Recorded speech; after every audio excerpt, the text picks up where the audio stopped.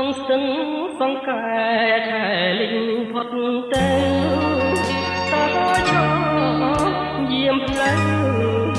នៅក្បាលស្ពានថ្មស្រមោលធម្មជាតិធម្មរំលេចសសរំលើចោផងរំរីត្រីទាំងដំបូលស្បូវនៅត្រើយខាងកាត់ជាពូកំណាត់ឋានស្លាកវីតាមផ្លូវមានគេលងនំចំណីឥឡូវរឿងថ្មីអើយើងភ្លេចអស់កុំជេរស្ទឹងបើខឹងនឹងបងទុកគ្រាន់ដើរឆ្លងនឹករឿងស្រណងទឹក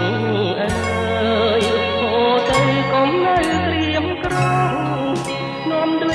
ងចិត្តស្មងទៅប្រាប់នាងផងអោស្ទឹងសង្កែធ្លាប់តែផ្ញើចិត្តពេលយប់ងងឹតស្ទាបអងអាយភ្នំបើឈប់ស្នេហាសូមខ្លួនជាបងបានជួបម្ដងម្ដង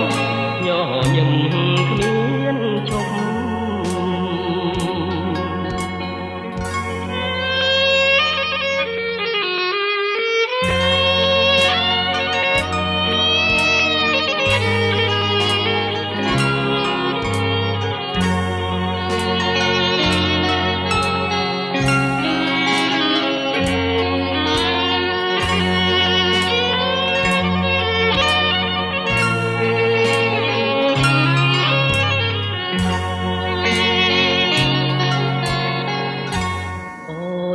កុំ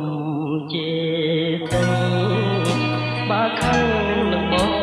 ងទុកគ្រាន់ដើរឆ្លងនឹករឿងស្រណង